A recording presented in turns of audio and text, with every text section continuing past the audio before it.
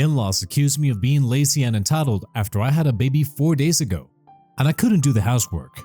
Instead of taking my side, my husband piles on. So I exposed the truth about their son and our relationship to my in-laws, and now they are asking for my forgiveness. Hello everyone, I'm Sammy, 31 female, and I've been married to Nick, 33 male, for almost a year now. It's kind of wild to think back to how it all started. A totally random encounter at a bowling alley. Okay, cheesy flashback time. I was out with some girlfriends for a super competitive bowling night. You know, one of those nights where the score doesn't matter as much as whooping it up and maybe showing off your not so great bowling skills. Anyway, as I'm fumbling my way through a turn, seriously, those bowling balls don't mess around. I catch this cute guy in the lane next to us grinning at me. Turns out his name was Nick, and let's just say his bowling game was way stronger than mine. We struck up a conversation, and it was like one of those movie moments where it just clicked instantly. We ended up chatting for ages, completely ditching our friends and our not so stellar bowling scores. I discovered that, hey, this dude was funny, sweet, and had the most incredible smile. From that night on, things happened quickly. We texted nonstop, went on the cutest and sometimes hilariously awkward dates, and before I knew it, we were falling head over heels for each other. We met each other's friends and family, explored all sorts of cool spots in the city, and even survived a weekend camping trip, despite the fact that I might be the world's least outdoorsy person. The proposal was everything I never knew I wanted. Not some grand public display, but an intimate moment at home. Nick had made my favorite dinner. Bless him for somehow learning how to make my grandma's pasta recipe. As we were on the couch with full bellies and happy hearts, he got down on one knee. I think I said yes before he even finished asking the question. The wedding itself was a blast. A small ceremony with our closest people, loads of laughter, and maybe a few too many celebratory drinks. You know how sometimes weddings can be all formal and stuffy? Ours was the opposite, messy, heartfelt, and so totally us. One thing that might seem a bit old-fashioned is that Nick and I didn't live together before getting married. We both kind of wanted that big step to coincide with officially becoming husband and wife. Call us traditional, call us hopeless romantics, it's just how we rolled. Now, living together has definitely had its adjustments. After I moved in after getting married, I noticed that Nick was very messy. He didn't help around the house and things got really messy. He wouldn't wash his dishes. I would have to tell him and then he would do them. More times than ever, I would end up doing them again because he wouldn't do it correctly. It seemed like the simple things that didn't even cross his mind. Socks left in a crumpled heap in the middle of the living room. Empty cereal boxes abandoned on the counter like tiny cardboard tombstones. I swear, the man could generate a trail of discarded water glasses from the bedroom to the kitchen without even noticing. Laundry was a whole other battle. He would leave his dirty clothes strewn across the floor like he was marking his territory. Then, when I finally gathered the courage to tackle the mountain of laundry, I would find rogue tissues in his pockets, a nasty surprise lurking to ruin a whole load of wash. The bathroom transformed into some kind of grooming experiment gone wrong. Somehow, he managed to leave a fine dusting of beard trimmings across every available surface. Used towels would mysteriously melt into the floor, and toothpaste splatters adorned the mirror like a questionable modern art piece. One time, I came home from work to find a half-eaten sandwich on the bedside table. Not only had he decided the bedroom was an acceptable dining area, but the crumbs had attracted an army of ants. And don't even get me started on the state of his gaming setup. There were half-empty energy drinks, tangled wires resembling some kind of electronic jungle, and snack wrappers scattered like confetti. Even simple chores like taking out the trash became a point of contention. The bin would overflow, its contents teetering precariously like a garbage Jenga tower, before he finally took notice. And let's talk about his sock obsession. Or was it a phobia? The moment those things came off his feet, they vanished into some mysterious sock-eating dimension, never to be seen in a matching pair again. I started to feel like I was living with a whirlwind of chaos disguised as a grown man. Don't get me wrong, I love Nick, but his messiness was about to drive me bonkers. After just a few months after our wedding, it was one of the most exciting and nerve-wracking times of my life. All the typical emotions, joy, a little bit of fear, that surreal feeling that there's a tiny human growing inside you. I told Nick the news, and while he was a bit shell-shocked at first, this goofy grin spread across his face that made my heart melt. I knew I'd need his help more than ever with the pregnancy, and I made that super clear. "Nick," I said, as gently as possible, "we gotta set up our game here. This whole messy whirlwind thing can't go on while I'm growing a human." Surprisingly, he didn't argue or make excuses. In fact, he did go out of his way to ensure that I was comfortable and happy.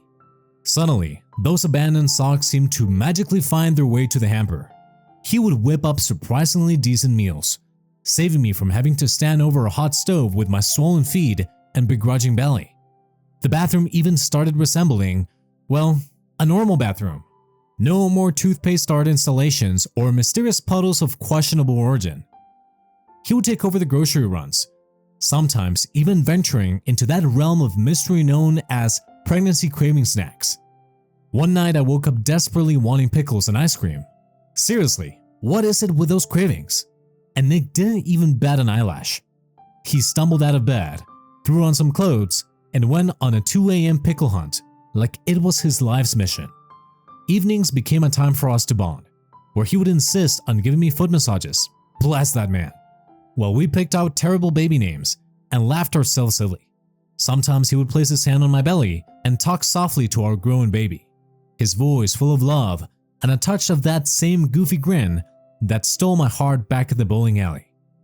Don't get me wrong, there were still occasional sock-related incidents, and once he tried to wash my favorite sweater on some crazy hot cycle, shrinking it down to doll size. But hey, nobody's perfect. The effort he made, the way he showed up for me when I needed him, that's what made all the difference. The messiness didn't vanish overnight, but seeing his transformation made those chaotic first months of pregnancy a whole lot easier to bear. However, during my 6th month of pregnancy, Nick lost his job. His company laid off a bunch of employees, and Nick was one of them. Talk about a terrible timing. With a child on the way, I was really scared as to what this entailed. That steady paycheck we were counting on suddenly vanished, and visions of unpaid bills and empty diaper shelves started to haunt me. Nick, bless his heart, tried to be the strong one. He kept saying, "Sammy, don't worry, everything will be okay." But I could see the stress in his eyes. I was still working, so it wasn't exactly a dire situation. Plus, I had a year of paid maternity leave, which was a huge relief. But with a baby coming, expenses were about to skyrocket. Could we manage on just my salary alone? In the beginning, Nick seemed determined to turn things around quickly. He would spend hours scouring online job boards, his fingers flying across the keyboard. He polished up his resume, sent out countless applications, and even put on his night suit for a few promising interviews. Those interviews always seemed to start with hopeful smiles and end with a disappointing, "We'll let you know." With each passing day, it felt like his optimism was fading a little. He would sleep in later, the job hunting losing its urgency. Sometimes I would catch him staring out the window, that determined look replaced by something close to worry. The apartment, once starting to resemble a semi-normal living space, slowly began its descent back into chaos. I tried to be as understanding as possible. Job hunting is beyond soul-crushing, even without the added pressure of a baby on the way. And honestly, part of me was relieved to have him around more. We did those parental classes together, with Nick dutifully taking notes and practicing swaddling techniques on a very confused-looking teddy bear. He even started experimenting in the kitchen, whipping up surprisingly tasty, budget-friendly meals. But that nagging worry about our finances wouldn't leave me alone. It was a strange mix of feeling both terrified and grateful at the same time. I was so lucky to have Nick at home in those final moments. But how long could we keep this up? Babies are cute, but they're also crazy expensive. But what I didn't know at that time was that the worst was yet to come. One night, I woke up in the middle of the night and Nick wasn't next to me. A tickle of worry turned into a full-blown alarm. Where on earth could he be at 3 in the morning? I called his name, but he didn't respond, so I went to look for him. That's when it happened. That moment that felt like a train wreck in slow motion. There was a faint glow coming from the living room, and as I crept closer, I saw Nick hunched over his laptop. At first, I was relieved. Maybe he had insomnia and was just watching up on a show. But then, this muffled laughter echoed through the room, and a woman's voice, tiny and unfamiliar, spilled from the speakers. My heart sank. A video call, a girl, and Nick, well, let's just say his state of undress wasn't appropriate for midnight streaming sessions. A wave of ice-cold shock washed over me. Then a surge of hot, blinding anger.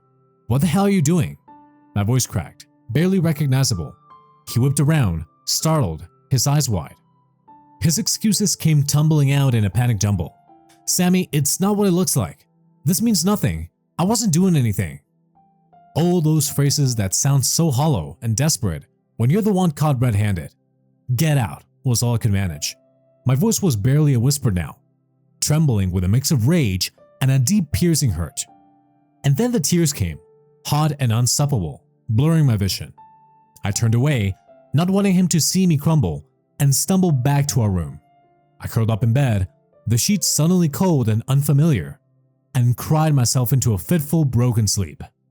The next morning, when I finally managed to drag myself out of bed, I found Nick in the kitchen. He'd made breakfast, 2 plates set on the table like it was any other day. The smell of coffee and toast, normally comforting, now just made my stomach churn. "Sammy, how are you doing?" he asked in a soft voice, so hesitant I barely recognized it. "What are you doing here?" I snapped, my voice sharp as a broken glass. "Didn't I tell you to get out?" "You did," he admitted, "but I need to talk to you, please."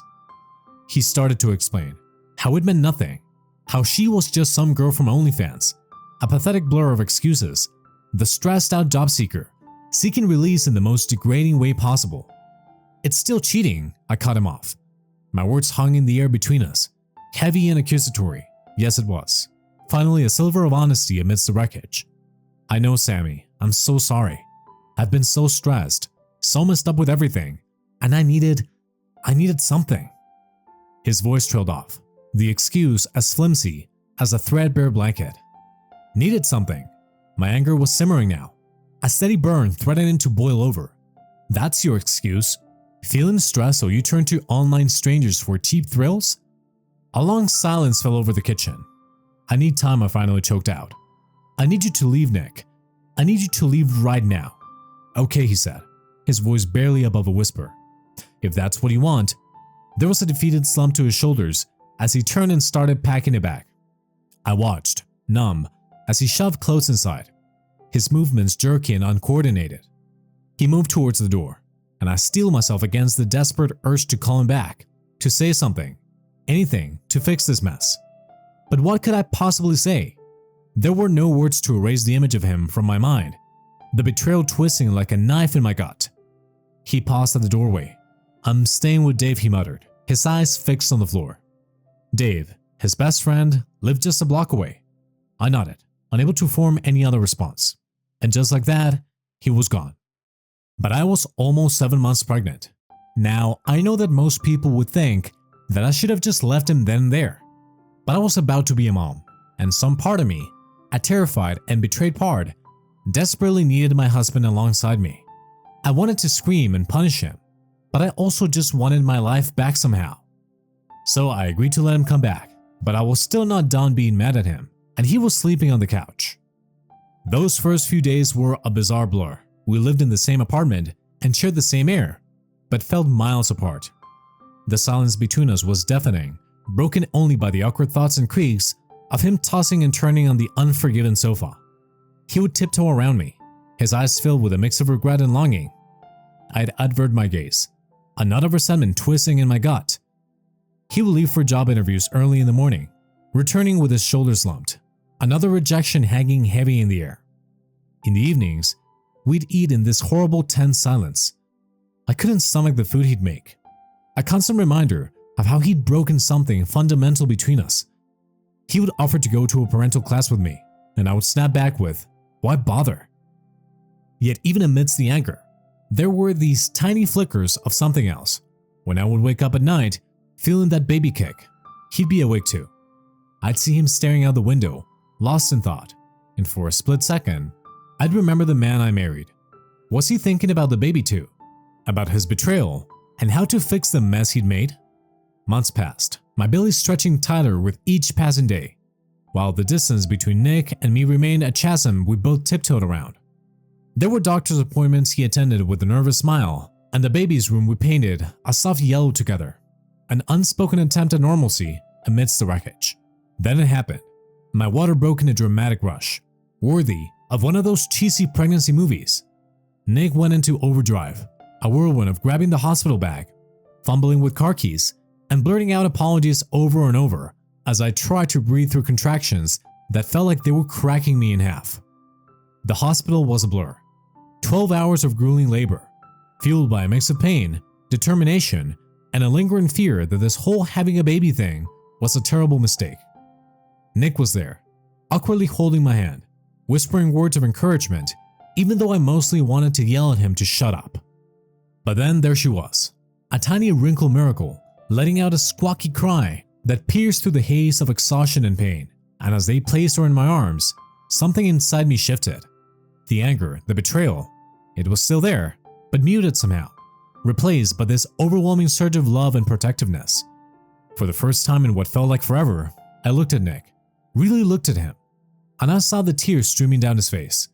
He was flawed and had messed up monumentally, but he was also the father of this tiny precious human. We brought her home, two shell-shocked, sleep-deprived adults navigating the terrifying and exhilarating world of newborn parenthood. There were late-night feedings where he'd fumble with bottles and swaddle blankets, his movements clumsy but filled with a desperate desire to do right. There were diaper changes that turned into hilarious disasters, and exhausted moments where we would collapse onto the couch together, staring at our daughter and wondering how on earth we were going to manage this. About 4 days after the labor, my in-laws came to visit. Now, let's just say that my expectations for this visit were low. I was still barely able to walk straight, my hormones were raging, and the last thing I felt like doing was playing the perfect glowing hostess. Yes, I'll admit, the house was a mess. There were piles of unfolded baby laundry, half-eaten takeout containers perched precariously on the coffee table, and I think there might have been a rogue pair of Nick's socks fossilizing under the couch. Oh, and did I mention I hadn't managed to shower in what felt like a geological age? The moment they breezed in, all judgy eyes and perfectly coiffed hair, the comments started. Snide remarks about the state of the apartment, thinly veiled questions about how I possibly intended to get back in shape, telling me how I am lazy and entitled, and passive-aggressive offers to help out that sounded oddly like veiled threats. My mother-in-law even took it upon herself to start reorganizing my kitchen cupboards, her expression conveying a level of disgust normally reserved for crime scene cleanup. But the worst part, the absolute kicker that brought me close to full-on exploding, it was Nick. Instead of jumping to my defense, he stood there, looking vaguely embarrassed, and mumbled something about how, well, you know, things had been kind of crazy since the baby came. That's when I lost it. Crazy? My voice was probably reaching some impressive decibels. I just pushed a human out of my body, and you think unwashed dishes are a bigger problem than my bleeding, sleep-deprived existence? The rage coursed through me, hot and uncontrollable. I started yelling, a torrent of words spilling out that I hadn't even planned on saying. I told him everything about Nick losing his job, the desperate late-night sob searches, his pathetic excuse for the betrayal, about the crippling fear, the anger, all the messiness hidden beneath that thin veneer of normalcy we'd been trying to hold on to. I just had a baby. My voice cracked with the strain of it all. I don't need this judgment. Don't need you pointing out how imperfect our life is. We're trying. We're fighting for this, for our family, and I'll be damned if you're going to come here and make it all worse. Finally, with the last of my shaky strength, I snatched up my girl, whose bewildered cries added to the chaotic soundscape, and stomped into my bedroom, slamming the door shut for good measure. A few minutes later, amidst trying to soothe my daughter, there was a hesitant knock. My mother-in-law poked her head in, her usual air of disapproval replaced by something that almost resembled guilt. "Sammy," she began, her voice surprisingly soft. "I didn't mean to hurt you. We know about Nick, about what he did. We're so sorry." For a moment, I just stared at her. Was this some kind of twisted apology? But then, with a sigh, some of the fight drained out of me. You didn't have to come in here and point out every single dirty dish and unfolded onesie, I retorted, my voice less sharp. It's been 4 days. 4 days since I became a mother. We're going to get the hang of this, I promise. But it's a process. She nodded, a flicker of something like understanding in her usually critical eyes. You're right, we were out of line. We're stressed about what happened. But that doesn't excuse this. She glanced down at the baby in my arms, then back at me. You're both strong, Sammy. You'll figure this out. My mother-in-law laughed after helping me tidy up a bit. Her parting words a mix of apology and awkward encouragement. The moment the door closed behind her, I slumped against the wall, exhaustion hitting me full force. I looked around the still slightly chaotic apartment and then at Nick hovering in the doorway, looking lost and more than a little pathetic. The image of him hunched over his laptop with that woman flickered back into my mind. A fresh wave of anger washed over me, mingled with a gnawing uncertainty. Could I ever look at him again and not see that betrayal? Did he even realize how deeply he'd shattered my trust? For days we existed in this weird limbo. We went through the motions of parenting, the baby needing feeding. Nick would change a diaper, but beneath it all, there was this vast chasm of unspoken hurt. He'd try to hold my hand or crack a tentative joke, and I would pull away, my skin prickling with a mix of anger and disgust. My mind became a whirlwind of questions and fears. Could I really raise this baby on my own? As much as I loved my daughter with every fiber of my being, I was terrified. Single motherhood felt like this unsurmountable mountain looming ahead. But then I would look at my baby girl, all innocent and perfect. An assertive determination would rise up in me. She didn't deserve this mess. This broken version of a family we were offering her. Maybe it was foolish hope, but some part of me still clung to the idea that Nick and I could somehow rebuild and become the parent she needed. So here's my desperate plea to anyone who might be reading this. Do you guys have any suggestions? Have you experienced anything remotely similar? Was there a way to get past the betrayal, to build back a relationship from the shattered pieces? I know it's a long shot, but I can't accept that this is the end of our story. Not when my daughter's story is just beginning. I know couples therapy is probably the obvious answer, but even thinking about sharing all this pain with a stranger feels overwhelming. Any advice, any words of experience or hope would be more appreciated than you know. I feel so alone in this, and I'm terrified of making the wrong decision for myself and for my baby girl. Hi guys, I just wanted to give a quick update. It's been a month since I made my original post, and honestly, I am overwhelmed by the outpouring of support. There are so many kind and understanding people out there, sharing their experiences and offering advice. It really meant the world to me during such a dark time. Nick and I have taken your suggestions to heart. We started couples counseling, and it's intense. There's a lot of raw emotions swirling around that therapy room. Tears, awkward silences, accusations that hang in the air like smoke. We're digging deep into the hurt, the breakdown in trust, and our wildly different ways of coping with stress. It turns out that Nick's excuse that he was just stressed is a whole psychological mess to unpack in itself. Our therapist somehow manages to navigate through the storms we keep throwing at her. She pushes us to listen to each other, really listen to the pain behind the words. Some days, I walk out of there feeling utterly drained, like we've taken one step forward and 2 steps back. On other days, there's a tiny flicker of hope. I see a flash of guilt and genuine remorse in Nick's eyes, or we manage to communicate without screaming matches and accusations. It's a long road, we both know that. Betrayal doesn't get a quick fix, and trust is a fragile thing that takes time and effort to rebuild. Parenting a newborn while trying to repair our wrecked relationship, well, let's just say sleep deprivation takes on a whole new meaning. The laundry piles might be higher, and most nights, I collapse into bed too exhausted to even contemplate romance. There are nights when I wake up with a jolt, the memory of that video call playing on a loop in my mind. Sometimes, I still recoil from his touch or want to shut down entirely when he tries to open up about his struggles. But then I'll look over at our daughter, sleeping peacefully in her crib, and I know that I have to keep fighting for us, for her. Hi everyone. Just when I thought we might be seeing a tiny glimmer of progress, therapy took a nosedive into what can only be described as an absolute insanity. Apparently, according to Nick, his cheating was actually my fault. Yep, he actually said that. Apparently, my crime was daring to tell him to step up and help around the house while I was pregnant. Combined with the stress of losing his job, my nagging transformed him into some kind of helpless victim who was forced to seek comfort elsewhere. Did I mention he was talking about seeking comfort by getting naked on video calls with strangers? Seriously, the mental gymnastics required for that excuse are Olympic level. Needless to say, this breakthrough did not go over well. I think I actually sprained something from the sheer force of my eye roll. Our therapist, to her credit, tried to intervene and point out the gaping holes in his logic, but Nick wasn't having it. He doubled down, painting this picture of himself as the long-suffering husband who was constantly being criticized and belittled by his overly demanding wife. At that point, I lost it. Demanding? I practically screeched. Asking you to wash the dish or take out the trash once in a while is demanding. Expecting the father of my child to support me during pregnancy is demanding. The anger boiled up inside me, hot and overwhelming. I was shaking, reliving all those days I'd woken up to find him asleep on the couch. The empty job applications scattered around him like a sad confetti. Betrayal had a new phase now.